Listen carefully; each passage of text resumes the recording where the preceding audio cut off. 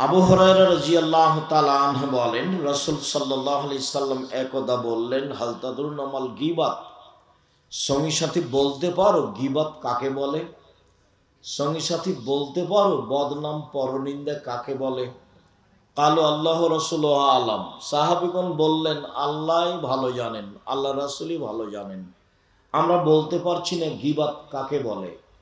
তখন আল্লাহ রাসূল বললেন, যিকরুকা আখাকা বা ইয়াকরাহ, তুমি তোমার ভাইয়ের কোনো কথা বলো আর ও যদি শুনতে পায় তাকে যদি খারাপ লাগে, এটাই হলো গীবাত। শোনো, তুমি তোমার ভাইয়ের কোনো কথা কোনো জায়গায় বলছো, আর যার কথা বলছো ও যদি শুনতে পায় তাকে যদি খারাপ লাগে, এটাই হলো গীবাত। তুমি কারো কোনো কথা কোনো মানুষের সামনে বলছো, ওকে যদি এটা খারাপ লাগে, সেটাই হলো গীবাত। তো এই পর্যন্ত বলতে সাহাবীগণ বলছেন, আর আইতা ইনকান ফিহি মাকুল, তাহলে ঠিক আছে আল্লাহ রাসূল আপনি বলেন যে একটা মানুষ জেনা করেছে, তাই তো আমি বলছি জেনা করেছে, সেটাও কি গীবত হবে? একটা মানুষ চুরি করেছে, তাই তো আমি বলছি যে সে চোর, তাহলেও কি গীবত হবে? আর তা আপনি বলেন, তাহলে আপনার মতামত কি? তখন আল্লাহ রাসূল বলছেন, শোনো, ইনকানা ফিহি মা তাকুলু ফাকা দিগদাবদাহু, ও যদি চুরি করে থাকে তুমি বলো তাহলে গীবাত, ও যদি জেনা করে থাকে আর তুমি বলো তাহলে গীবাত।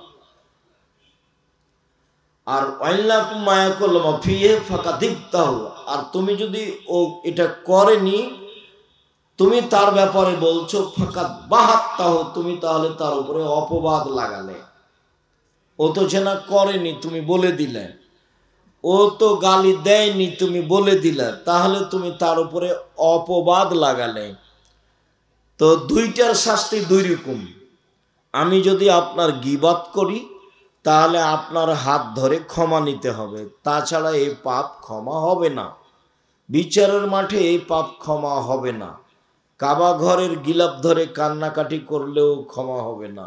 আজ থেকে নিয়ে মরা পর্যন্ত ক্ষমা চাইলেও ক্ষমা হবে না, ক্ষমা হবে না।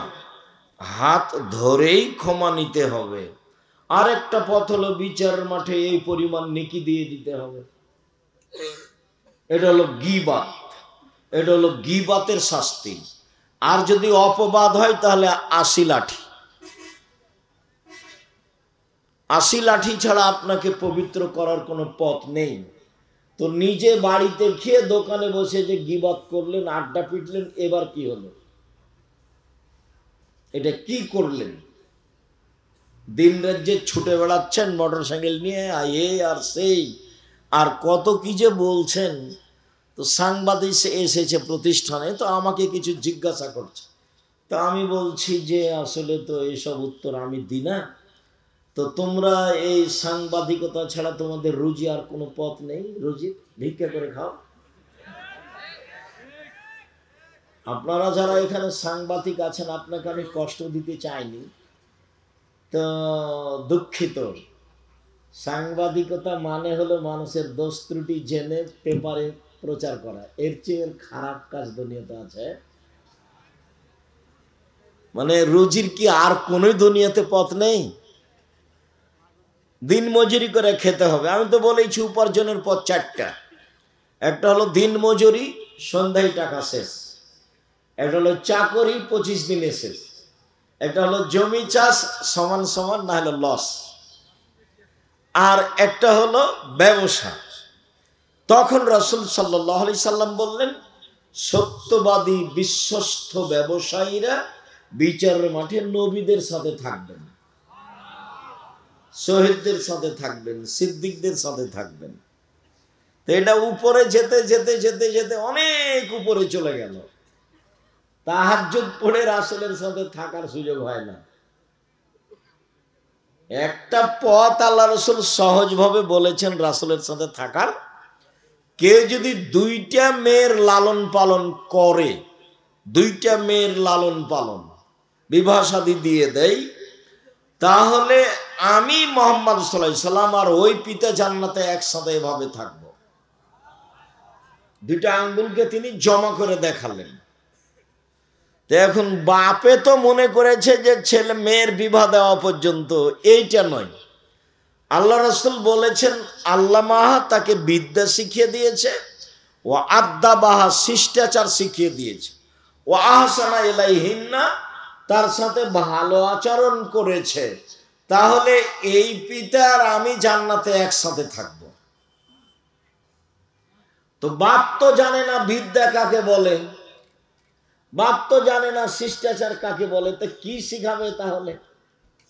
সকালে গিয়ে মেয়ে তো আপনার যত স্কুল কলেজ আছে গোদাগাড়ি, চাঁপাইনবাবগঞ্জ, বাংলাদেশে মেয়েরা সকালে গিয়ে বলছে ও কালিমা তোমার আকাশ, ও কালিমা তোমার বাতাস। তাহলে কি বাপ ভালো শিখিয়ে দিতে পারলো? সকালে মেয়েকে বলছে তুই বল যে আল্লাহ এক নয়, কালিমাও আল্লাহ। নাউজুবিল্লাহ। মেয়ে এখন সকালে গিয়ে বলছে কালিমাও আল্লাহ, কালিমা বাতাস দিতে পারে, কালিমা ঝড় বৃষ্টি দিতে পারে, কালিমা কল্যাণ দিতে পারে। তো ঝড় বৃষ্টি কল্যাণ কে দিতে পারে? আল্লাহ। তো মেয়ে যে বলছে স্কুলে গিয়ে যে কালিমার আকাশ, কালিমার বাতাস। ছেলে মেয়ে জাতির কল্যাণের জন্য মানুষ করেন, এভাবে মানুষ করছেন কেন? ওকে চোর বানাচ্ছেন, প্রতারক বানাচ্ছেন, ধোঁকাবাজ বানাচ্ছেন। বিদ্যা বুঝতে পারলেন না কাকে বলে? শিষ্টাচার। আপনি তো নিজেও জানেন না শিষ্টাচার কাকে বলে, তো মেয়েকে কি শিষ্টাচার শিখাবেন?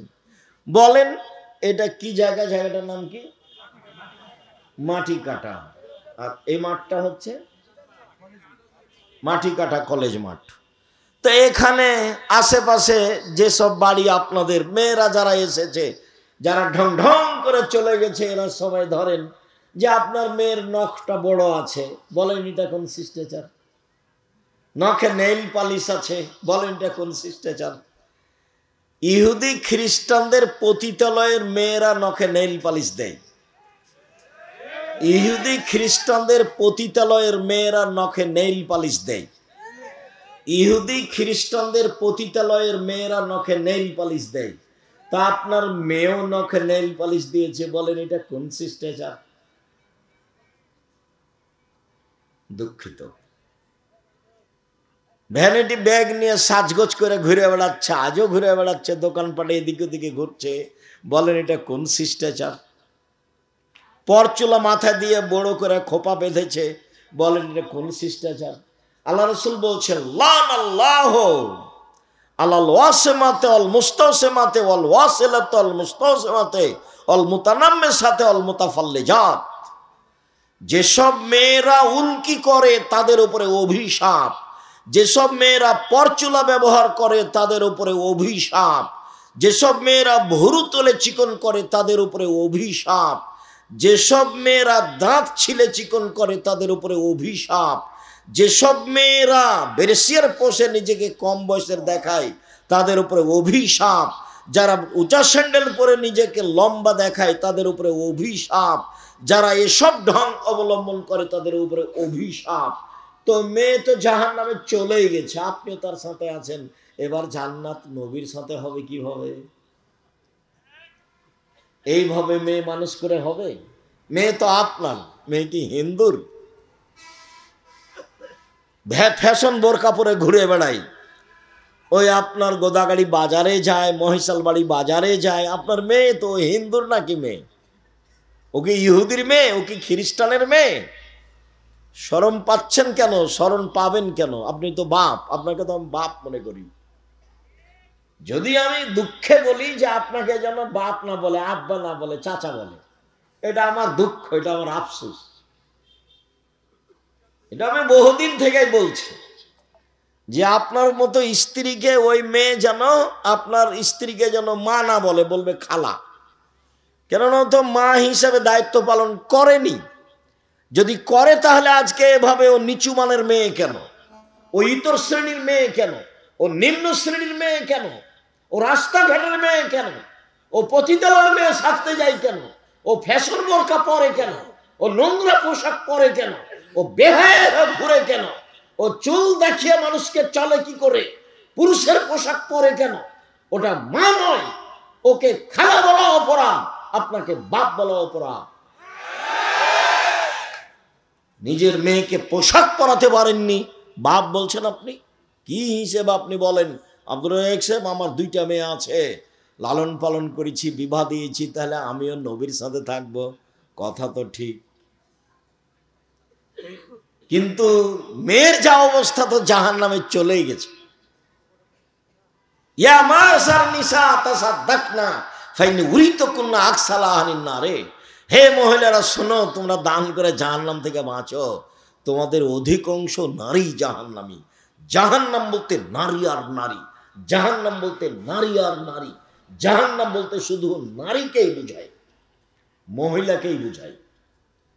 যদিও মহিলাদের জান্নাতে যাওয়া সহজ পথ, 4টা কাজ করলে জান্নাতে চলে যাবে। 1, 5 ওয়াক্ত সালাত, 2, রমজান মাসের সিয়াম রোজা, 3, স্বামীকে মেনে চলা, 4, জেনায় লিপ্ত না হওয়া। জান্নাতের সব দরজা খোলা। পথ তো অধিক সহজ করে রেখেছেন আল্লাহ রাসূল, কিন্তু আপনি যে জান্নাতে রাসূলের সাথে থাকবেন, আপনার মেয়ের অবস্থা কি? ও কেন বাজারে গেল? আপনি কি মরে গেছেন? ওর গায়ে, ওর হাতে এখনো একটা ভ্যানিটি ব্যাগ আছে, ওটা কেন ওর তার সাথে? ওটাই কেন? ও কেন বাজারে যায়? ও কেন এভাবে চলে? ও কেন কাপড় কিনতে যাবে? ওর বাপ মরেছে, ওর শ্বশুর মরেছে, ওর ভাই মরেছে, ওর বোনের ছেলে মরেছে, ওর ভাইয়ের ছেলে মরেছে, ওই একাই দুনিয়াতে থাকে, ও যায় কেন? ওর শরম হয় না কেন? ওর হায়া হয় না কেন? ওর লজ্জা হয় না কেন? ওর শরম হয় না কেন? এর ইতস্তবোধ হয় না কেন? ও নিজেকে মনে করে না কেন যে আমি মহিলা? যে মনে করে না কেন? কেন মনে করে না? আয়েশা রাদিয়াল্লাহু তাআলা আনহা বলেন, আমি পায়খানা টয়লেটে গেছিলাম দূরে, এসে দেখছি জনগণ সব চলে গেছে, আমি এখন একাই, আমি বসে আছি। সাফনা মানে মুআত্তাল আমাকে দূর থেকে দেখে বুঝতে পেরেছেন। তিনি আমাকে দেখে চিনলেন কি করে? পর্দার আয়াত নাজেল হওয়ার আগে তিনি আমাকে দেখেছিলেন। আমি ছিলাম হালকা পাতলা মেয়ে। হাদিসে বোঝা যায় তার রূপের অভাব ছিল না, তবে অবশ্যই তিনি সারার মতো সুন্দরী ছিলেন না। পৃথিবীর সবচেয়ে সুন্দরী মহিলা হচ্ছেন ইব্রাহিম আলাইহিস সালামের স্ত্রী সারা। তবে তিনি সাফিয়াকে নিজের চেয়ে সুন্দরী মনে করতেন, কাজেই মাঝে মধ্যে তিনি বলতেন, হাসবুকালিন নিসা হাসবুকালিন নবী সাফিয়া কাদা ওয়া কাদা। আপনি সাফিয়ার অত সুন্দরী গুণ বলেন কেন? যে সাফিয়া সুন্দরী মহিলা, সাফিয়া এই মহিলা, আরে সাফিয়া তো একটা খাটো মহিলা, আপনি তার এত প্রশংসা করেন কেন? এইটা আয়েশা রাদিয়াল্লাহু তাআলা বলেন, এবং বুঝতে পারতেন যে সাফিয়ার কিছুটা সুন্দরী গুণ আমার চেয়ে বেশি আছে, এটা তিনি আঁচ করতেন। যখন এভাবে বলেছেন, আরো তো একটা খাটো মহিলা, আপনি তার প্রশংসা করছেন, তখন আল্লাহ রাসূল বলছেন, হে আয়েশা, লাকাদ কুলতে কালিমাতাল্লাহ মাজাজাত বিহাল বাহরুল্লাহ মাজাজাতহু। আয়েশা, তুমি যেই কথা বললে, এই কথা যদি সাগরে ফেলে দেওয়া হয় তাহলে সাগরের পানি ঘোলা হয়ে যাবে। তুমি খাটো বলেছ, বদনাম হয়েছে, যেটা আমার পরের কথা। এখন কথা হলো এই যে আপনি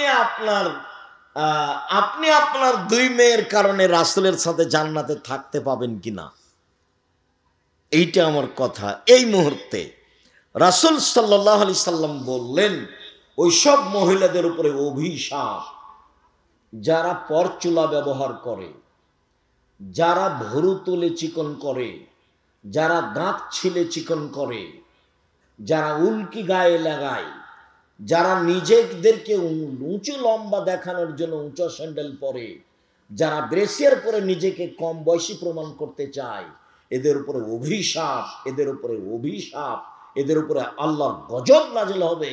আল্লাহ রাসূল বলছেন যে 3 শ্রেণীর মানুষ জান্নাতে যাবে না, 3 শ্রেণীর মানুষ জান্নাতে যাবে না, 3 শ্রেণীর মানুষ জান্নাতে যাবে না।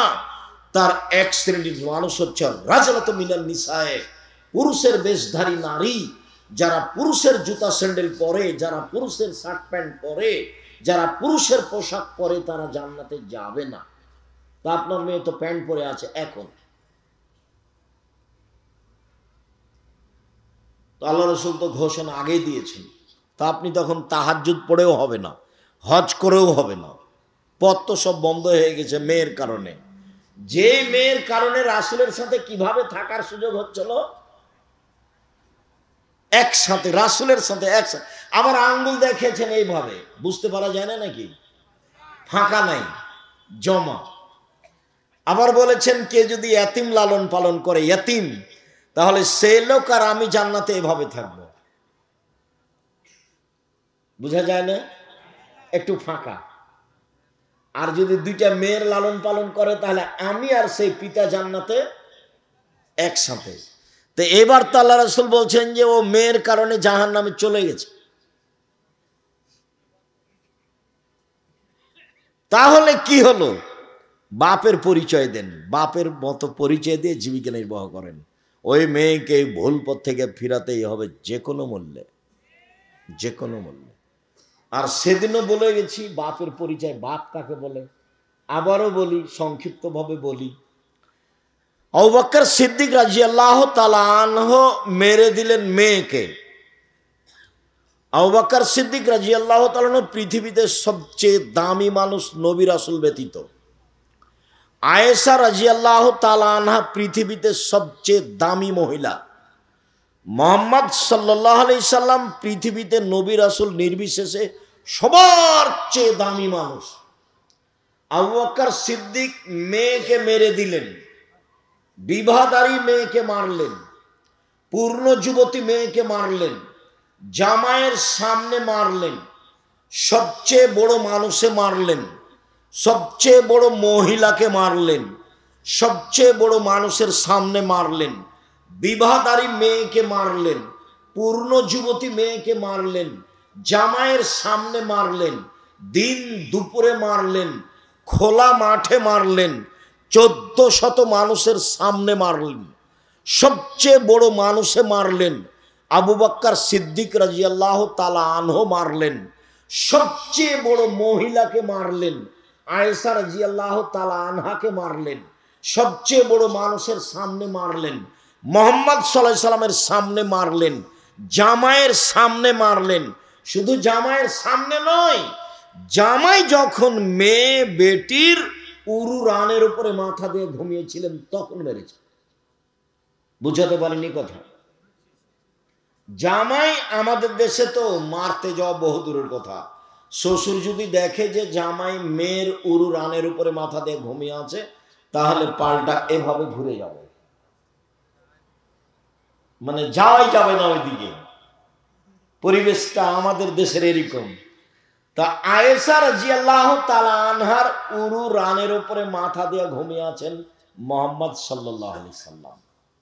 সবচেয়ে বড় মানুষ ঘুমিয়ে আছেন, সবচেয়ে বড় মহিলার কোলে ঘুমিয়ে আছেন, সবচেয়ে বড় মানুষে মারছেন, জামাইয়ের সামনে মারছেন, বিবাহদারী মেয়েকে মারছেন, পূর্ণ যুবতী মেয়েকে মারছেন, হাত দিয়ে মারছেন, বাপে বেটিকে মারছেন। বেটি কোনোদিন বাপের কাছে বড় হয় না, 7 ছেলের মা হলেও একবারে পিটিয়ে ফাট ফাটিয়ে দিতে হবে। 19-20 দেখলেই এর নাম বাপ। আয়েশা বলছেন ফালাকা জানি লাকসাতান শাদীদা, এত জোরে আমার বাপ আমার কোমরের উপরে মারলেন, কোমরের উপরে, যে আমার স্বামী আমার উরু রানের উপরে মাথা দিয়ে না ঘুমালে আমি মায়ের কারণে দূরে সরে যেতাম, এত জোরে মেরেছেন। আমি নিজেকে টিকে রাখার চেষ্টা করেছি যাতে করে আমার স্বামীর ঘুম ভেঙে না যায়। স্বামী হচ্ছেন মুহাম্মদ সাল্লাল্লাহু আলাইহি সাল্লাম, আর স্ত্রী হচ্ছেন আয়েশা রাদিয়াল্লাহু তাআলা আনহা, আর বাপ হচ্ছেন আবু বকর সিদ্দিক রাদিয়াল্লাহু তাআলা। খোলা মাঠে মেরে দিলেন মেয়েকে, জামাইয়ের সামনে মারলেন, হাত দিয়ে মারলেন, খোলা মাঠে মারলেন, 1400 মানুষের সামনে মারলেন। এত বড় বাপে এত বড় বেটিকে এতগুলো মানুষের সামনে, এত বড় মানুষের সামনে খোলা মাঠে মেরে দিলেন। আর আপনার মেয়েটা ক্লাস 10-এ পড়ে, ঢং ঢং করে পুরুষের পোশাক পরে ঘুরে বেড়াচ্ছে, আপনি তাকে একটা ধমক দিতে পারেন না? আপনি আমার বাপ, আপনার বাপ মরে যাওয়ার চেয়ে বেঁচে থাকার চেয়ে মরে যাওয়া ভালো, বেঁচে থাকার চেয়ে মরে যাওয়া ভালো। আপনার ছেলে মেয়ে লালন পালনের জিম্মেদারি জামিয়া সালাফে নিয়েছে, নিবে ইনশাআল্লাহ, আমি জিম্মেদারি পালন করব ইনশাআল্লাহ। জামিয়া সালাফে প্রায় 500-র অধিক এতিম অসহায় আছে। আপনাদের কালকে যদি আরো 500 সকালে গিয়ে ঢোকে কোনো সমস্যা নাই ইনশাআল্লাহ। কাজে আপনার ছেলে মেয়ের জিম্মেদারি নিলাম আমি, আপনার মতো বাপ বেঁচে থাকা আমি চাইনি। তা আপনি কি করবেন? আপনি আবু বকর সিদ্দিক হন, পিটিয়ে ঠিক করতে হবে। বিবাহদারী মেয়েকে জামাইয়ের সামনে আবু বকর সিদ্দিক মারতে পারেন আপনি, ধমক দিতে পারেন না? ওর কপালে টিপ আছে, নখে নেইল পালিশ আছে, পুরুষের পোশাক পরে আছে, ভ্যানিটি ব্যাগ হাতে করে ঢং ঢং করে ঘুরে বেড়াচ্ছে, আপনি কিছুই বলতে পারেন না? আপনাকে শরম লাগে, আপনাকে দুস্তব লাগে, আপনাকে কেমন কেমন লাগে, কেমন কেমন লাগবে। কেন কেন লাগবে? কেন লাগবে? হিন্দু মেয়েরা কপালে টিপ দেয়, আপনারটা দিল কেন? ওইভাবে আসকারা মাস্কারা মুখে চোখে লাগিয়ে মানুষের সামনে ঘুরে কি করে? রিক্সাওয়ালাকে দেখানোর জন্য রিক্সায় উঠে? রিক্সাওয়ালা কি স্বামী? রিক্সাওয়ালাকে দেখানোর জন্য তার এত সাজগোজ, বাজারে যাওয়ার জন্য তার এত সাজগোজ, সাজুগুজু তার এত কেন? বাজারে যায় কেন এভাবে? আপনি চোখে দেখতে পান না? আপনার স্ত্রী চোখে দেখতে পায় না? স্বামী স্ত্রী ছাই করতে কলা করতে বেঁচে আছেন? কেন বেঁচে আছেন? ছেলে মেয়েকে মানুষ করতে হবে, এই জন্য বেঁচে আছেন। রাসূল সাল্লাল্লাহু আলাইহি ওয়াসাল্লাম বলছেন, কোন পিতা যদি 2 জন মেয়ের লালন পালন করে, সেই পিতার আমি জান্নাতে একসাথে থাকব। তখন তিনি বলেছেন, বিদ্যা শিখিয়ে দিল, সুন্দর বিদ্যা শিখিয়ে দিল, শিষ্টাচার শিখিয়ে দিল, সুন্দর শিষ্টাচার শিখিয়ে দিল, তার সাথে ভালো আচরণ করলো। এই বাপ নবীর সাথে জান্নাতে একসাথে এভাবে থাকবেন। সম্মানিত দিনী ভাই বোন, মনে রাখা ভালো হবে, জেনা মহাপাপ। রাসূল সাল্লাল্লাহু আলাইহি সাল্লাম বলেন, অবিবাহিত ছেলে মেয়ে জেনা করলে 100 লাঠি পিটিয়ে এলাকা থেকে তাড়িয়ে দিতে হবে 1 বছরের জন্য। তিনি বলেন, বিবাহিত পুরুষ নারী জেনা করলে ইট ঢেল পাথর দিয়ে মেরে মেরে মেরে ফেলতে হবে, তার বেঁচে থাকার কোনো সুযোগ নেই। 3 শ্রেণীর মানুষকে হত্যা করতে হয়, 2 শ্রেণীর মানুষের বাঁচার পথ আছে।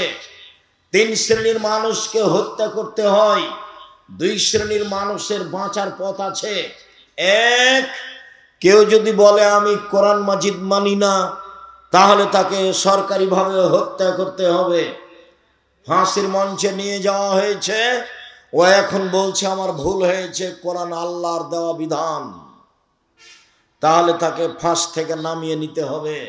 হত্যার যোগ্য অপরাধ ছিল, স্বীকৃতির কারণে সে বেঁচে গেল।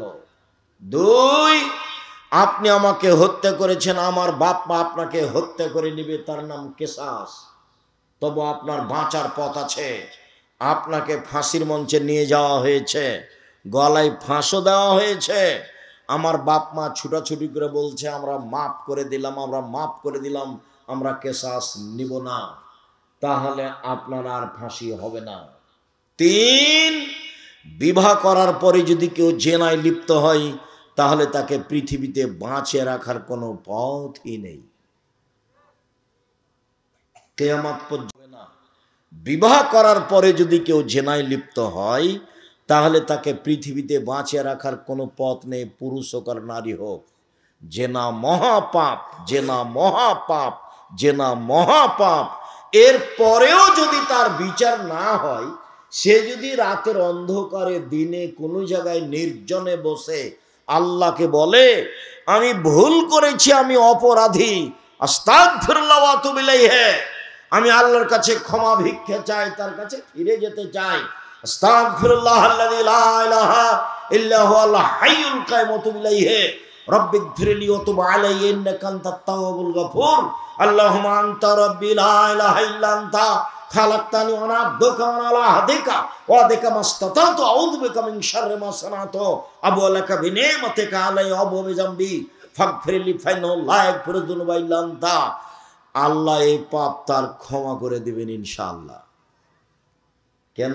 এই পাপ কার সাথে জড়িত? আল্লাহর সাথে জড়িত। আপনি দোকানে বসে আমার বদনাম করেছেন, মরা পর্যন্ত ক্ষমা চান, দেখি হয় নাকি? যদি আল্লাহ আপনাকে ক্ষমা করে দেন, আল্লাহ হবেন জালেম। আল্লাহ বলেছেন আমি জুলুম করি না, আমার উপরে জুলুম আমি হারাম করেছি। ইন্নী হারামতু যুলমা আলাইয়া, আমার উপরে জুলুম আমি হারাম করেছি। তুমি যার বদনাম করেছো সেখানে ক্ষমা নেওয়া, এখানে কেন? কথা স্পষ্ট হয়নি? জিন্দেগিতে মুখ খুলবেন না কারো নামে। ছেলেগুলো ওখানে দৌড়াচ্ছে, আপনারা দেখলেন না? এই ছেলেরা, তোমাদের এখানে লোকজন নেই, তোমরা ওখানে দাঁড়িয়ে আছো কেন? জায়গা নাই নাকি? তোমাদের জন্যই তো আমি এসেছি। ভাইজান, আপনি ওখানে কেন দাঁড়িয়ে আছেন? আমি আপনার জন্য এসেছি। আমি এখানে কোনো স্বার্থ নিয়ে আসিনি, আমি নির্বাচন করি না, এবং আমি কোনো তাফসির মাহফিল করি না। আমার কাছে কোনো উদ্দেশ্য নেই, শুধু উদ্দেশ্য আপনাকে একটু পরকালমুখী করা। আমি আপনার জন্য খাস করে এসেছি। আপনাকে আলোচনা ভারী লাগুক আর হালকা লাগুক, দয়া করে আপনি ধৈর্যের পরিচয় দিবেন।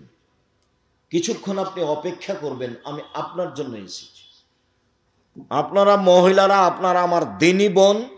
আমি আপনাকে যতই কঠিন করে বলি না কেন, আপনার আমি উপকারের জন্য এসেছি, আপনার আমি কল্যাণ কামনা করি। আপনি আমার দিনী বোন, আমার কিছু করার নেই। রাসূল সাল্লাল্লাহু আলাইহি ওয়াসাল্লাম এইভাবেই বলেছেন। তিনি বলছেন ইন্নাল মারাতা তুকবিলু ফি সূরাতি শায়তান ওয়া তুদবিরু ফি সূরাতি শায়তান। নিশ্চয় মহিলারা শয়তানের বেশ ধরে আসে, নিশ্চয় মহিলারা শয়তানের বেশ ধরে যায়। বলেন তো আমি কি করতে পারি? আল্লাহ রাসূল এইভাবেই বলছেন। এই ছেলে, তোমাদের কি কাজ এখানে? মুখে কথা বলবো না, চুপ। কোনো যদি কাজ করার লাগে চুপ থেকে করো। এখন তো মাইক চলছে, কোনো কাজ দেখায় না আমাকে। সম্মানিত দিনী ভাই বোন, আমার দিনী বোনেরা, আমি কি করতে পারি? রাসূল সাল্লাল্লাহু আলাইহি ওয়াসাল্লাম এইভাবেই বলছেন। তিনি বলছেন মা তারাকতু বাদি ফিতনাতান আজরাল রিজাল মিনান নিসায়ে। আমার জীবন আমি ছাড়িনি কোনো বস্তু যেটা পুরুষের জন্য বিপজ্জনক হতে পারে নারীদের চেয়ে। পৃথিবীর মানুষ শুনে রেখো, আমি ছাড়িনি কোনো বস্তু পৃথিবীতে যেটা পুরুষের জন্য বেশি বিপজ্জনক হতে পারে নারীদের চেয়ে। পৃথিবীর মানুষ শুনে রেখো, নারী হচ্ছে তোমাদের জন্য সবচেয়ে বিপজ্জনক বস্তু। নারী হচ্ছে তোমাদের জন্য সবচেয়ে বিপজ্জনক বস্তু। এই মেয়ে, এই ফ্যাশন বোরকা পরেছ কেন? শরম পাও না? তোমার দিকে মানুষ দেখে, তোমার বাপ এটা দেখে না? আমি কি করতে পারি? রাসূল এভাবেই বলছেন। রাসূল সাল্লাল্লাহু আলাইহি ওয়াসাল্লাম বলছেন পৃথিবীর মানুষ ফাত্তাকুদ দুনিয়া ওয়াত্তাকুন নিসা। তোমরা মহিলা থেকে বেঁচে থাকো, দুনিয়া থেকে বেঁচে থাকো। পৃথিবীর মানুষ, তোমরা মহিলা থেকে বেঁচে থাকো, দুনিয়া থেকে বেঁচে থাকো। এই দুনিয়া হচ্ছে জড় বস্তু, অত্যাধুনিক যন্ত্র। যেভাবে বসে আছেন সেভাবে ছবি ধরে রাখছে। মহিলার গায়ে হাত লাগালে ওইভাবেই ছবি ধরে রাখছে মাটি। ভাবির সাথে এসেছো মোটর সাইকেলে, ওইভাবে মাটি ছবি ধরে রাখছে। পৃথিবী হচ্ছে সবচেয়ে অত্যাধুনিক যন্ত্র। বিচারের মাঠে সব সাক্ষী দিবে। সেদিন তুমি বেকায়দায় পড়ে যাওয়া। ভাবির সাথে এভাবে গল্প করো না, শালিকার সাথে এইভাবে কথা বলো না। পরকাল হবেই। আর এইভাবে দল সংগঠন করে, মারামারি করে, মানুষকে জেল হাজতে দিয়ে, মানুষকে অপমান করে, নির্যাতিত করে দুনিয়ায় সফলতা অর্জন করিও না। জুলুম করিও না, জুলুম করো না। মানুষকে অপমান করো না, মানুষকে হত্যা করো না, মানুষকে জেল হাজতে দিও না। নইলে তোমার অপমান ঘনিয়ে এসেছে, আসবেই। যে যত বড় জালেম, তার দুনিয়াতে ধ্বংসর সময় তত কম। তোমাদের নেত্রীর সময় ছিল মাত্র ৪৫ মিনিট, আর ফেরাউনের সময় ছিল ৩-৪ মিনিট। আর আদ সামুদ মিনিটই পায়নি, বাস নাই। আদ সামুদ ওরা মিনিট পায়নি, বিদ্যুৎ চমকে উঠেছে, নাই, গেছে দুনিয়া থেকে। জুলুম করো না, এভাবে মানুষের বিরুদ্ধে যায়ও না, দল সংগঠন করে মানুষের বদনাম করো না, গীবাত করো না। আমি আব্দুর রাজ্জাক বিন ইউসুফ, আপনার বাড়ির মানুষ। আমি আপনাকে কাছে থেকে বলছি, আমি আপনার ঘরের মানুষ, আপনাকে আমি ভাই মনে করে বলছি, দেশের লোক মনে করে বলছি। নিজের জন্য যেমন বাঁচা চাই, আপনার জন্য আমি তেমন বাঁচা চাই। উপস্থিত বৈঠকের মহিলারা শোনেন, আপনি উল্টা বুঝিয়েন না। আপনার নেতা যা বলেছে, আমি যা বলছি আমারটাই ঠিক, এ কথাই ঠিক, এ কথাই ঠিক, এ কথাই ঠিক। জাতির যদি রাস্তাঘাট করে দিতে না পারি, জাতির যদি স্কুল কলেজ করে দিতে না পারি, জাতিকে চূড়ান্ত সঠিক ধর্ম দিতে পারবো ইনশাআল্লাহ। ধর্মের ব্যাপারে জাতিকে ফাঁকি দিয়ে পরকাল হারাতে রাজি নই। শুনুন, আপনি কটাক্ষ চোখে দেখবেন আর হাঁটবেন, এটা আমি চাইনি। আপনি দিনীবন যেভাবে বৈঠক করছেন, এই বৈঠক রাসূলের বৈঠক নয়। আপনি ভুল বুঝেছেন। কোরআন মাজিদের গায়ে যদি মিথ্যা কথা লেখা থাকে, ৩৫ বছর থেকে দেখাচ্ছি, কতদিন থেকে? ৯০ সাল থেকে দেখাচ্ছি। কোরআনের গায়ে যদি পাতা পাতা মিথ্যা দোয়া লেখা থাকে, পরের পৃষ্ঠা আছে, এক পৃষ্ঠা একটা বাক্য রাসূলের নয়। ৩৫ বছর থেকে বলছি, ৯০ সাল থেকে বলছি। কোন মায়ের বেটা প্রমাণ করতে পারে যেটা রাসূলের বাক্য? কোরআনের গায়ে যদি মানুষ মিথ্যা কথা লিখতে পারে, ধর্মের বহু জগতে মানুষ মিথ্যা কথা বলবে? কোরআন মাজিদ খুলে মানুষ বলছে, দেখেন আল্লাহ বলছে মিলাদ করতে হবে। নবী মিলাদ করলেন না, সাহাবী করলেন না, তাবেঈ করলেন না, পৃথিবীর কোনো বড় বিদ্বান করলেন না। আর এখন মাওলানা সাহেব দেখাচ্ছে, এ দেখেন আল্লাহ বলছে মিলাদ করতে।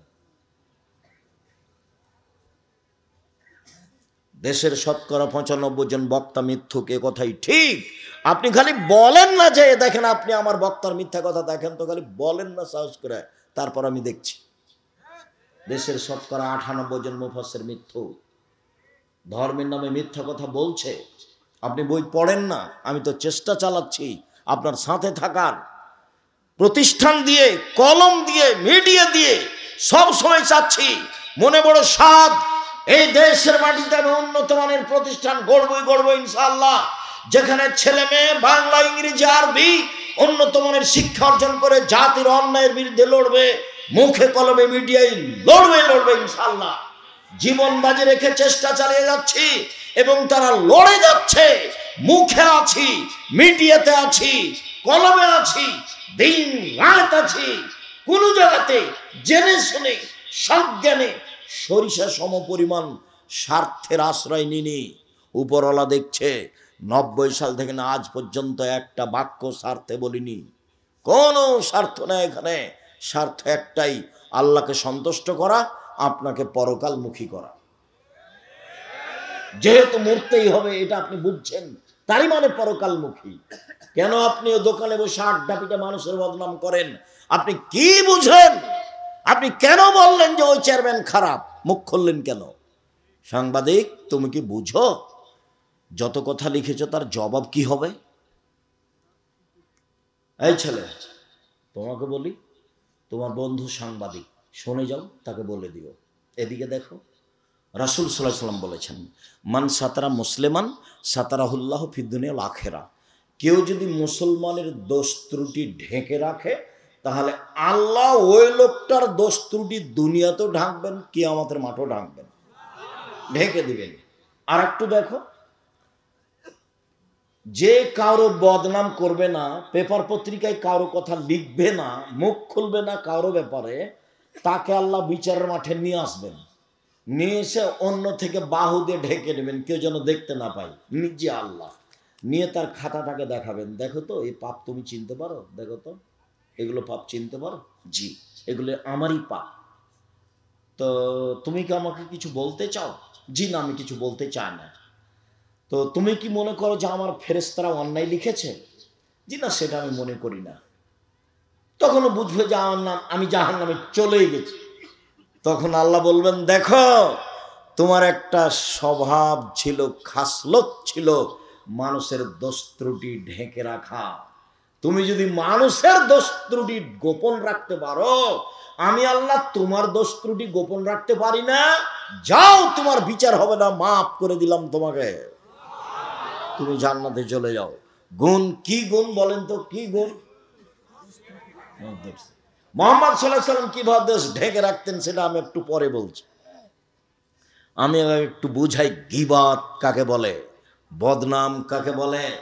সুদ মহাপাপ, জেনা মহাপাপ, সুদ মহাপাপ। রাসূল সাল্লাল্লাহু আলাইহি ওয়াসাল্লাম বলছেন, মায়াকুল দিরহাম রিবা ওয়া আলাম আসাদ মিন সিত্তাতি সালাসিনা জিনিয়া। কেউ যদি জেনে শুনে 1 টাকা সুদ খায়, 36 বার জেনা করে যত পাপ হবে, 1 টাকা সুদ খেলে তার চেয়ে বেশি পাপ হবে। যেটা মানুষ দিনরাত করছে। কিস্তি তুলেছেন কেন? এই ছেলে, তোমার মা কিস্তি তুলেছে কেন? খালা বলে ডাকতে বলো না যে তোমার এটা খাবো না, প্রয়োজন আমি ভিক্ষা করে খাবো। ভিক্ষা করে খাওয়া কেন? মানুষের বাড়িতে কাজ করে খাওয়া। আমি ভিক্ষা করার কথা বলি তোমার বাপকে খাটো করার জন্য। তোমার বাপ তোমার জন্য কেন যৌতুক নিল? নিবে কেন? তখন আমি কষ্ট পেয়ে বলেছি, বাপ বেটা ভিক্ষা করে খাও। যৌতুক নিয়েছো কেন? আগামীকাল সন্ধ্যা হতে হতে যৌতুক ফেরত দিতে হবে। দিন মজুরি করে থাকো, মোটরসাইকেল নিলে কেন? বলে আমাকে খুশি হয়ে দিয়েছে। বেটা, তোমার শ্বশুর মোটরসাইকেলটা ফকিরকে দেয় না কেন? তাহলে তো বোঝা যায় খুশি হয়ে দেয়। তোমার স্বভাব খারাপ, তোমার বাপেরও স্বভাব খারাপ। পরের দেওয়া মোটরসাইকেলে গড়ে বেড়াও আর এগুলো বদনাম করে বেড়াও। দেখি আব্দুল্লাহর শ্বশুর বলুক তো দেখি। আব্দুল্লাহর শ্বশুর, আব্দুর রহমানের শ্বশুর, আব্দুর রহিমের শ্বশুর, বাবার ক্ষমতা নাই আমার সামনে মুখ খুলতে পারে। মুখ খোলার সাহস রাখে না, মানে ওর ধারে কাছে যেতে পারবে না। বিশ্বাস করো, আল্লাহর অশেষ রহমত, আমি আমার জীবনে কোনোদিন সভাপতি, সেক্রেটারি, মসজিদের কে দায়িত্বশীল তাকে হিসাব করে আমার জীবনে আমি কোনোদিন একটা বাক্য বলিনি। আমি আমার মতো বলি। সুলি হবে না ফাঁসি হবে সে বিবেচনা আমি কোনোদিন করিনি। আমি মুসলিম চির রণবীর, মরণকে করি না ভয়। মরলে শহীদ, বাঁচলে গাজী, উভয়ই সমান। মরলেও জান্নাত, বাঁচলেও জান্নাত, উভয়ই সমান। পিছনে হটে কোনোদিন কথা বলার প্রয়োজন মনে করিনি। আমার মনে হচ্ছিল সারা বাংলাদেশে আমি একাই আছি যে করোনার 5 পয়সা দাম দিনে। বিমানবালা মেয়েটা বলছে মাস্ক লাগান, আমি যে ধৈর্য ধারণ করো। মাস্ক লাগান, যে ধৈর্য ধারণ করো। মাস্ক লাগান, ধৈর্য ধারণ করো। খুব যখন বাড়াবাড়ি বলছে তখন আমি বলছি তোমার মালিকের তোমাকে চাকরি দেওয়া ঠিক হয়নি। আমি যখন উঠি বিমানে তখন আমার মুখে মাস্ক ছিল না, তুমি দেখনি, আমাকে উঠালে কেন? আমি আব্দুর রাজ্জাক বিন ইউসুফ মাস্ক দিয়ে ভাগ্য বাড়াতে রাজি নই। যা হবে হবে। ঢাকাতে এক লোককে দেখতে গেছি, তো ওর ছেলে আর মেয়ে 2 জন আছে। তো আমাকে বলছে হুজুর ভিতরে যান না, দয়া করে ভিতরে যান। এভাবে বলছে, হুজুর দয়া করে ভিতরে যান না, আমার আব্বার পাশে যান না। বলছি দেখো, তোমার বাপের গায়ে হাত দিয়ে দুয়ো পড়ে যাব। যদি মরে যায় আমি করোনায়, তাহলে আমি বলবো না তোমার বাপের কারণে মরেছি, এটা আমি বলবো না। আমি বলবো পৃথিবী সৃষ্টির 50,000 বছর পূর্বে আমার নামে করোনা লেখা হয়েছিল, তাই আজকে ধরেছে, এটা আমি বলবো। কেন? রাসূল সাল্লাল্লাহু আলাইহি ওয়াসাল্লাম বলেছেন, যেদিন পৃথিবী সৃষ্টি করেন আল্লাহ, তার 50 বছর আগে মানুষের 4টে জিনিস আল্লাহ লিখে দিয়েছেন। এক, হায়াতাহা, তার জীবন, মাউতাহা, তার মরণ, ও রিজকাহা, তার রুজি, ও মাসাইবাহা, তার রোগ ব্যাধি, করোনা। 4টে জিনিস লেখা হয়েছে। তোমার মায়ের পেটে আসা কত আগে? পৃথিবী সৃষ্টির 50,000 বছর আগে। 4টা, 1 মরণ, 2 জীবন, 3 রুজি, 4 রোগ ব্যাধি। নতুন ভাবে কিছু ঢুকবে না এখানে। তা আমি সাহসারা হবো কেন? যে লোকটার করোনার যে অবশিষ্ট আছে ওখানে ফেলে দিচ্ছে, আর একজন ফকির তুলে খাচ্ছে, ওর করোনা ধরে না। আর আমি না পাশে গেলে বলে করোনা ধরে নেবে। পাগল বানাচ্ছে যারা ওষুধ তৈরি করেছে তারা। এদেরকে সব পাগল বানাচ্ছে, এদেরকে সব টিকা মিকা দিয়ে এদেরকে সব বিকলাঙ্গ করছে। এইসব পথে যেতে হবে না। পথ আমি কোনোদিন বলিনি যে ইহুদি খ্রিস্টানদের অধীনে থাকতে হবে, ওদের গোলাম হয়ে থাকতে হবে, এটা আমি কোনোদিন বলিনি। পথ আছে, গরিব মানুষ, আমি মানুষের বাড়িতে কাজ করে খাবো, আমি কাজ করে খেতে বলিনি। আমি বলেছি চকলেটের ব্যবসা। চকলেটের ব্যবসা বলে আমি চকলেটের ব্যবসা করতে বলিনি, আমি বলেছি সবচেয়ে কম পয়সার ব্যবসা। বুঝাতে পারলাম না কথা? চকলেটের ব্যবসা মানে সবচেয়ে কম পয়সার ব্যবসা। লোন নিয়ে ব্যবসা করতে রাজি নই, লোন নিয়ে ব্যবসা করতে রাজি নই। রাসূল সাল্লাল্লাহু আলাইহি ওয়াসাল্লাম প্রত্যেক সালাতে সালাম ফেরার পূর্বে বলতেন, ওয়াউযু বিকা মিনাল মাসামি ওয়াল মাগরাম, তোমার কাছে বাঁচতে চাই বড় পাপ হতে, তোমার কাছে বাঁচতে চাই ঋণ কর্য হতে, তোমার কাছে বাঁচতে চাই বড় পাপ হতে, তোমার কাছে বাঁচতে চাই ঋণ কর্য হতে, তোমার কাছে বাঁচতে চাই বড় পাপ হতে, তোমার কাছে বাঁচতে চাই ঋণ কর্য হতে। আল্লাহ রাসূল এভাবে বলতেন সালাম ফেরার পূর্বে। আর আল্লাহ রাসূল বলতেন, এই শোনো, এই জানাজা এ লোকের ঋণ আছে নাকি? বলে জি আছে, তা আমি গেলাম। আল্লাহ রাসূল ঋণ থাকা লোকের জানাজা পড়াতেন না, আর জানাজাই নেই।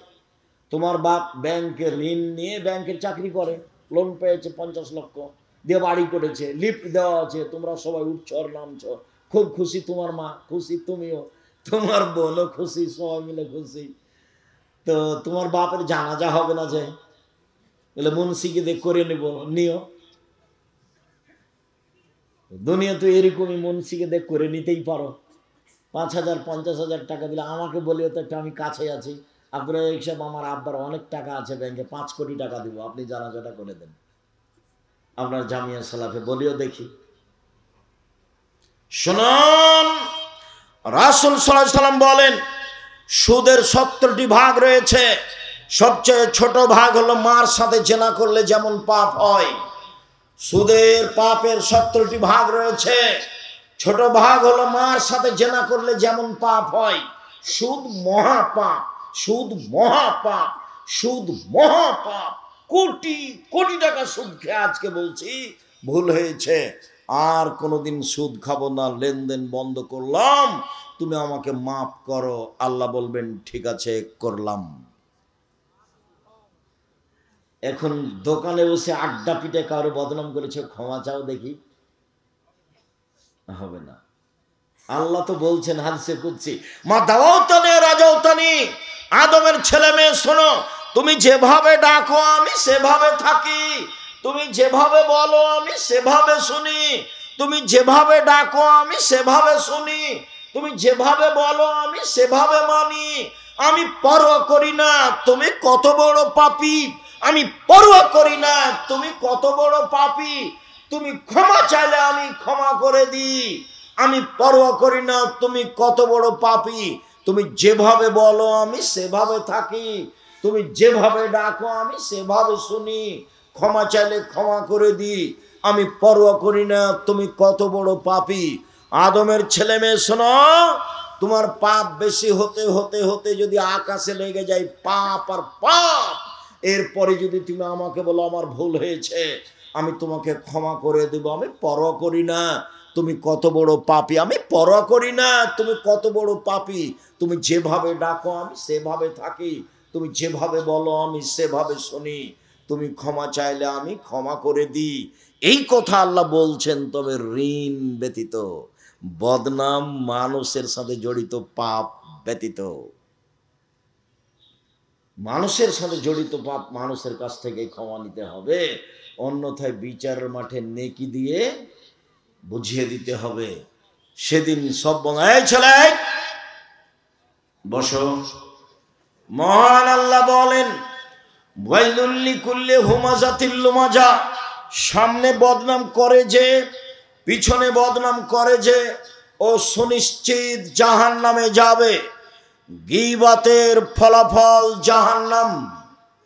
জুবাইর ইবনে মুতঈম রাদিয়াল্লাহু তাআলা আনহু বলেন রাসূল সাল্লাল্লাহু আলাইহি সাল্লাম বলেছেন, লা ইয়াদখুলুল জান্নাতা কাত্তাতা ফিরাতিন নামাম, চুগলখড়ি করে যে সে জাহান্নামে যাবে, বদনাম গীবত করে যে সে জাহান্নামে যাবে। রাসূল সাল্লাল্লাহু আলাইহি সাল্লাম বলেন, পৃথিবীর মানুষ শুনে রেখো, বদনাম মহাপাপ, গীবত মহাপাপ, বিচার মাঠে সবচেয়ে নিকৃষ্ট জঘন্য মানুষ হবে যে মানুষের বদনাম এখানে একটা বলে ওইখানে আর একটা বলে, এ হবে সবচেয়ে খারাপ মানুষ। রাসূল সাল্লাল্লাহু আলাইহি সাল্লাম বলেন, পৃথিবীর মানুষ শুনে রেখো, যারা মানুষের বদনাম গীবত করে বিচারের মাঠে তাদের মুখে হবে 2টা আগুনের জিহ্বা। মুখে 2টা কি হবে? আগুনের জিহ্বা। অবাক অবস্থা। রাসূল সাল্লাল্লাহু আলাইহি সাল্লাম বলেন, পৃথিবীর মানুষ লা তুজুল মুসলিমিনা, মানুষের বদনাম গীবাত করে মানুষকে কষ্ট দিও না। ওয়ালা তুআইরুহুম, তোমরা তাদের নিন্দা করো না। ওয়ালা তাত্তাবি আওরাতিহিম, তোমরা কারো পিছে পড়ো না। ওমাই ইয়াত্তাবি আওরাতা আখিয়াল মুসলিম, কেউ যখন কারো বদনাম করে তখন আল্লাহ তার বদনামের পিছনে লেগে যান, আর আল্লাহ যার বদনাম করেন তাকে আল্লাহ ধ্বংস করেই ছাড়েন। ও যদি মানুষের বদনাম করে তার বাহনের উটের পেটে ঢুকে যায়, তবু আল্লাহ তাকে বদনাম করেই ছাড়বে না। এই ছেলে, বলো তো দেখি, তুমি মানুষের বদনাম করলে তোমার বদনাম কে করবে? আল্লাহ। মানুষের বদনাম করে যদি তুমি পাথরের মধ্যে ঢুকে যাও বা তোমার উটটার পেটের মধ্যে ঢুকে যাও, তবে তোমাকে আল্লাহ সেখানে অপমান করবে। এর নাম বদনাম, এর নাম গীবত। রাসূল সাল্লাল্লাহু আলাইহি সাল্লাম বলেন, আমাকে জিবরাইল মেরাজে নিয়ে যাচ্ছেন উপরে, দেখি অনেক মানুষ তাদের লম্বা লম্বা নখ, তামার নখ হাতে, একমেশন ওজুহম সুদুরাহম, মুখকে এভাবে খামচা মেরে ধরছে, গোস্ত তুলে ফেলছে, বুকে এভাবে খামচা মেরে ধরছে, গোস্ত তুলে ফেলছে। আমি বললাম, জিবরাইল মান হাওলা, এরা কারা? যারা নিজেদের নখ দিয়ে মুখ এবং বুকের গোস্ত তুলে ফেলছে, এরা কারা? তখন আল্লাহর জিবরাইল বলছেন, শুনেন, আল্লাযীনা ইয়াকাউনা ফি আরাজিন নাস, এরা হচ্ছে ওরা যারা মানুষের বদনাম গীবত করত। আপনি মহিলা মানুষ, এই মেয়ে চলে গেছো নাকি? গল্প করছো নাকি? মুখ বন্ধ করো। উপস্থিত বৈঠকের দিনই বোন, আপনি মুখখান বন্ধ করেন। এই মেয়ে, কথা বলছো কেন? আপনি একটু মুখখান বন্ধ করেন। মহিলাদের স্বভাব, এক কেজি চাউল কর্জ নিতে গেছে, ধার নিতে গিয়ে বলছে, বুবু শুনেছ কি হয়েছে? বুবু শুনেছ কি? বলে কি? তো একটু চাউলটা দাও বলছে। আরে বল না আগে কি হয়েছে। আগে বদনামটা শুনবে, তারপরে। মহিলা মানুষ বদনাম দিয়ে তার জীবন চলে, মানুষের গীবত দিয়ে তারা জীবন চলে। যে মহিলা আপনার বাড়িতে এসে কারোর বদনাম করতে চাচ্ছে, আপনি বলেন মুখখান বন্ধ করেন, আমি কারোর বদনাম, আপনাকে চাউলই দিব না, যান। আপনাকে ভালো লাগবে। ও কার বদনাম শুরু করেছে? যে আপনার শত্রুতা। ও কার বদনাম শুরু করেছে বলেন তো দেখি? যে আপনার শত্রুতার। তখন আপনার খুব ভালো লাগছে, ঠিকই বলেছেন, আসলেই খারাপ, ঠিকই বলেছেন, আসলেই খারাপ, ঠিকই বলেছেন, আসলেই খারাপ, মানুষই নয়, এই সেই। আপনার ভালো লাগছে, আর ওকে বলতে ভালো লাগছে কেন? ওই যে চাউল নিতে এসেছে, আটা নিতে এসেছে, দেখেন এবার অবস্থা কি। এর নাম হলো বদনাম। রাসূল সাল্লাল্লাহু আলাইহি সাল্লামকে বলা হলো, আল্লাহ রাসূল, বেশি বেশি মানুষের জাহান্নামে যায় কিভাবে? তখন আল্লাহ রাসূল বললেন, মুখ আর লজ্জা স্থান, এই দুটা জিনিস মানুষকে জাহান্নামে নিয়ে যায়। এক মুখ, আর দুই হলো লজ্জা স্থান।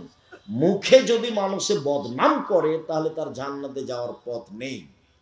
একদা রাসূল সাল্লাল্লাহু আলাইহি সাল্লাম বলেন, সঙ্গী সাথী বলতে পারো মানুষকে পিছন দিক থেকে ধাক্কা মেরে জাহান্নামে নিক্ষেপ করে কি? সঙ্গী সাথী বলতে পারো মানুষকে পিছন দিক থেকে ধাক্কা মেরে জাহান্নামে নিক্ষেপ করে কি? সঙ্গী সাথী বলতে পারো মানুষকে পিছন দিক থেকে ধাক্কা মেরে জাহান্নামে নিক্ষেপ করে কি? এই কথা বলতে বলতেই আল্লাহ রাসূল নিজের জিহ্বাটা ধরে নিয়েছেন। এই জিহ্বা মানুষকে পিছন দিক থেকে কি করে? ধাক্কা মেরে জাহান্নামে নিক্ষেপ করে। মুখই খুলবেন না, কথাই নাই। আল্লাহ রাসূল বলেছেন, বাঁচার তিনটা পথ। এক, আলজেম বাইতাক, বাড়ির বাইরে যাবেন না, কাজ শেষ বাড়ি। খেয়ে উঠে হাত খান ভালো করে ধুচ্ছেন না, হাতটা না ধুয়েই আপনি যাচ্ছেন দোকানের দিকে। আপনার স্বভাব কত খারাপ! স্বভাবটা একবার ইতর শ্রেণীর মতো, নিম্ন শ্রেণীর মানুষের মতো। বুঝেও বুঝে না ওরা, অন্তর আছে বুঝে না, দেখেও দেখে না ওরা, চক্ষু আছে দেখে না, শোনেও শোনে না ওরা, কান আছে শোনে না। উলায়েকা কালা আনাম, তারা পশু প্রাণীর মতো, তারা গরু ছাগলের মতো, তারা কুকুর শ্রীর মতো, বালু মাজাল বরং তার চেয়ে খারাপ। জিন্দেগিতে মানুষের বদনামে যাবেন না। রাসূল সাল্লাল্লাহু আলাইহি সাল্লাম বললেন, বাঁচার তিনটা পথ। এক, মুখ জিওয়া, 2 জরুরি প্রয়োজন ছাড়া বাইরে যাবা না, 3 পাপের জন্য কাঁদো। সম্মানিত দিনী ভাই বোন, আমি আপনাদেরকে আলোচনার শেষে চলে আসলাম। যদিচ এই বিষয়ে আলোচনা আরও ছিল, সময়ের গতিতে হবে ইনশাল্লাহ। আমরা আসতে দেরি করেছি যে পরিমাণ, সেই পরিমাণ আমাদের আগেই হয়ে যাচ্ছে। আবারও কোনো দিন এলাকায় আসলে বিষয়ের উপরে বিস্তারিত কথা হবে ইনশাল্লাহ। সম্মানিত দিনী ভাই বোন, এই ছেলে থামো। দেশের সবচেয়ে বড় প্রতিষ্ঠান জামিয়া সালাফিয়া, দেশ বিদেশের শিক্ষক দিয়ে পরিপূর্ণ। নোরানি বিভাগ 2026-এ ভিন্নভাবে চালু হচ্ছে, সর্বধরনের সেবা দিয়ে। জামিয়া সালাফিয়া শিক্ষক শিক্ষিকার সংখ্যা বেশি থাকবে। ডিসেম্বরে ফরম, 1 জানুয়ারি ভর্তি, বিষয়টা মনে রাখবেন।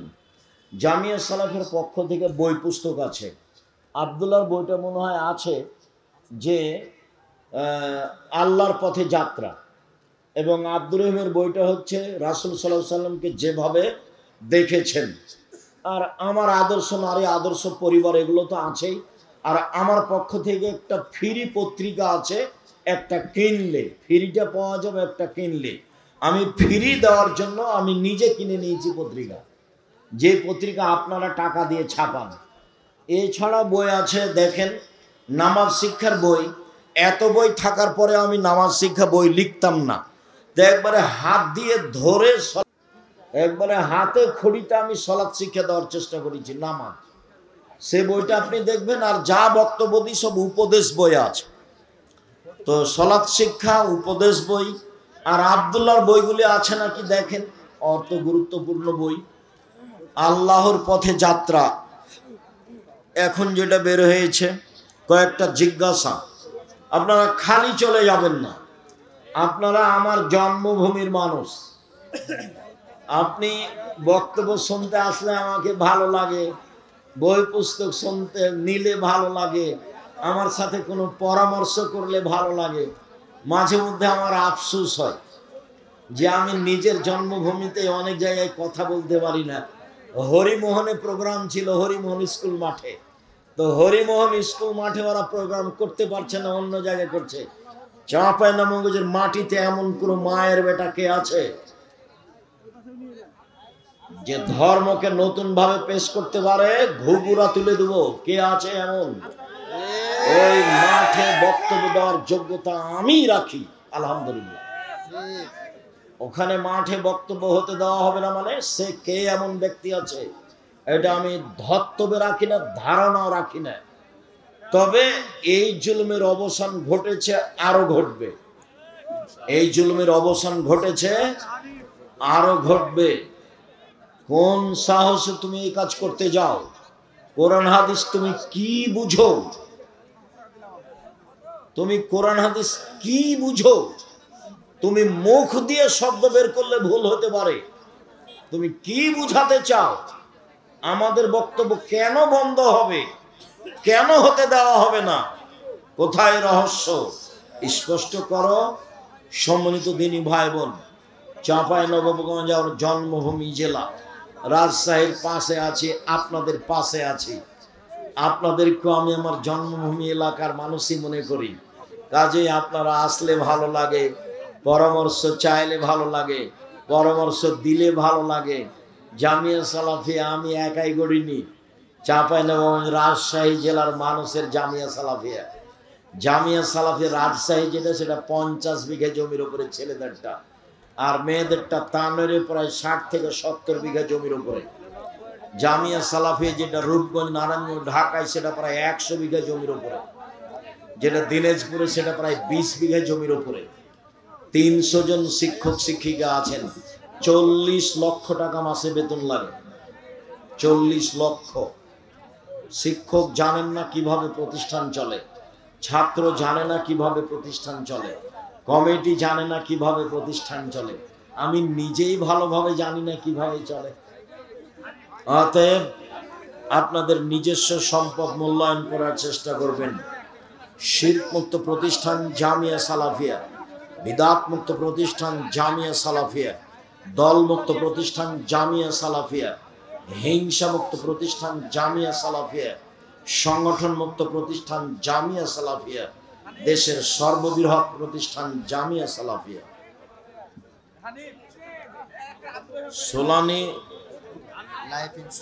সোনালী লাইফ ইন্স্যুরেন্সের সুদ মুক্ত না সুদ যুক্ত? এদেশে এমন কোন ইন্স্যুরেন্স নেই যেটা সুদ মুক্ত, সবই সুদ যুক্ত। ফরজ সালাতে ইমাম সূরা ফাতিহা ভুল করলে নামাজ হবে কি? ভুল করলেও নামাজ হবে, ভুলের কারণে নামাজ বাতিল হবে না। আর এই ভুলে সহসিজদা দিতে হবে না। রাকাত কমলে বা বেশি হলে সহসিজদা দিতে হয়। আত্তাহিয়াত ছুটে গেলে সহসিজদা দিতে হয়। সূরাতে ভুল হলে সহসিজদা লাগে না।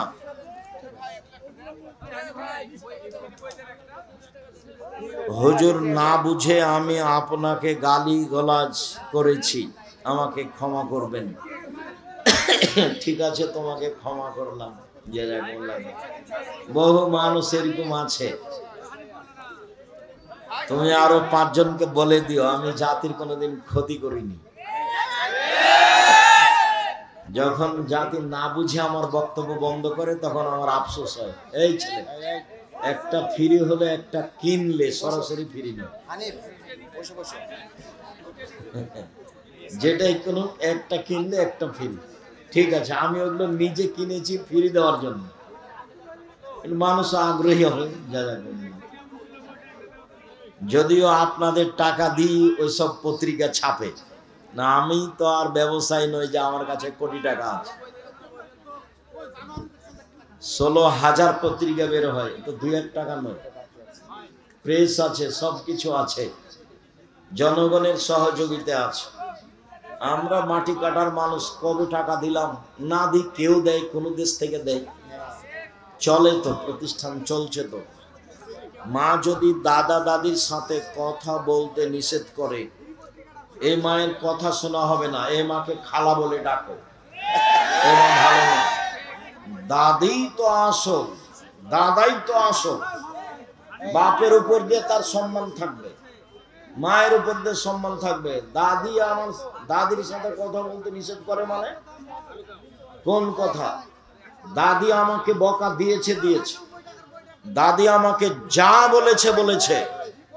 দাদি আমার সবচেয়ে সম্মানী মানুষ, আমাকে কি বলেছে আমার দাদি এই বিবেচনা নেই। আমার দাদির সাথে আমি কথা বলবো, এই কথাই ঠিক। আমার দাদি আমার মাকে যা বলেছে, গালি দিয়েছে তাতে গিয়েছে। আমার দাদি আমার মাকে একবারে কয়েক কিল, নতুন বউ, একবারে নতুন বউ, ওই যে লিপতে বলেছিল, ঘর লিপতে বলেছিল, আজান হয়ে গেছে, তো আমার দাদি বলেছে যে হাত দিয়ে নামাজটা পড়ে নিয়ে বাকিটুকু লিপবি। তো আমার মা বলেছে যে আর 2বার ঘুরালেই তো জায়গাটা হয়ে যাবে, তাহলে একবারই শেষ করে নিয়ে হাত দিয়ে নামাজ পড়বো। যেমন বলেছে 2বার ঘুরালেই হয়ে যাবে, তেমনি আমার দাদি গিয়ে একবারে কয়েক কিল। হ্যাঁ, আমি বলছি নামাজ পড়লে হাত দিয়ে, আর তুই বলছিস 2বার হাত ঘুরালেই হবে। তোর তো সাহস দেখি অনেক। এখন আমার মা বলবে যে দাদি বলিস না, এই কোন বোকামি কথা, খুব নোংরা কথা এটা। টুপি পড়ার ব্যাপারে কোন হাদিস আছে? না। সাহাবীদের মাথায় পাগড়ির নিচে টুপি থাকতো, এটা বোঝা যায়। ব্যাংকে টাকা রাখলে টাকা বেড়ে যাওয়া, টাকা দিয়ে কি যাকাত দেওয়া যাবে? জি না। বেড়ে যাওয়াটা ফকির মিসকিনকে এমনি দিয়ে দিতে হবে, নাহলে তো জামিয়া সালাফে ইয়াতিম আছে, ওটা দিয়ে পাঠিয়ে দিবেন। বর্ধিত দিয়ে কিছু করা যাবে না, ওটা সুদ। আমি একজন ইউরোপ প্রবাসী, শুনেছি রাসূল সাল্লাল্লাহু আলাইহি ওয়াসাল্লাম বলেছেন, তোমরা কর্মসংস্থার জন্য পশ্চিমা দেশে যাবে না। না, এটা বলেননি। ওরা ইহুদি খ্রিস্টান, ওদের বিপরীত বিরোধিতা করতে হবে, এটা বলেছে। তাহলে গেলে তো অনুকূলে হলো, ওদের সাথে কাজ করলে তো অনুকূলে হলো। রুজি উপার্জনের জন্য গেলেও তার আদর্শ নেওয়া যাবে না। তার আদর্শ হলো ভয়াবহ, বক্তব্যে দেওয়া আছে, বলো। দেখ, তাদের কৃষ্টি কালচার আদর্শ থেকে দূরে থাকতে, এই ব্যাপারে হাদিস নেই। আল্লাহুম্মা সাল্লি আলা নবিয়ানা মুহাম্মদ, এই দুরূদ পড়া যাবে কি যাবে না? পড়লে গুনাহ হবে। দুরুদে ইব্রাহিম, বাস দুরুদে ইব্রাহিম। আর নাম আসলে সাল্লাল্লাহু আলাইহি ওয়াসাল্লাম। ওযু করার সময় নাকে ও মুখে একসাথে পানি না দিলে কি ওযু হবে? হবে। একসাথে পানি দেওয়ার হাদিস অনেক বেশি, বুখারী মুসলিম। একবারে অঞ্জলিতে পানি নিয়ে মুখে দিবে একটু, আর নাকে দিবে একটু, এর সংখ্যা বেশি। আর পৃথক পৃথক হাদিসও সহিহ। পৃথক পৃথক করলে বেশি তৃপ্তি পাওয়া যায়, পরিষ্কার ভালো হয়। পৃথক পৃথক করলে সমস্যা নেই। ওযু করার পর কোনো অংশ শুকনো দেখতে পেলে আবার ওযু করতে হবে? জি না। ওযু করার পরে কোনো জায়গা শুকনা দেখলে পানি দিয়ে ভিজিয়ে দিবেন, ভিজা হাতটা তার উপরে মুছে দিবেন। মাযহাব কখন অনুসরণ করতে হবে? মাযহাব কেন অনুসরণ করবা? যে মাযহাবের অনুসরণ করবা তাকে যদি আল্লাহ কিয়ামতের মাঠে বলে যে ইমাম আবু হানিফা কি তোমাকে মানতে বলেছে, তখন উনি যদি বলেন না, তাহলে তোমার কি হবে? আমি মাযহাবের কথা বলি না, আমি বলি কোরআন ও সহিহ হাদিস। আমার জীবনে আমি কোনোদিন মাযহাব নিয়ে কথা বলি না। আমি একজন নার্সিং স্টুডেন্ট। সেবা দেওয়ার জন্য অনেক সময় মেয়েদের শরীর স্পর্শ করতে হয়। কথাগুলো কালকের না কবিকার জিজ্ঞাসার সাথে হুবহু মিল খাচ্ছে কেন? তো হতে পারে নিরুপায় হলে মেয়েদের সেবায় যায়ও, তাছাড়া যায়ও না। পুরুষের সেবায় থাকবা, নিয়ত ভালো থাকে যেন।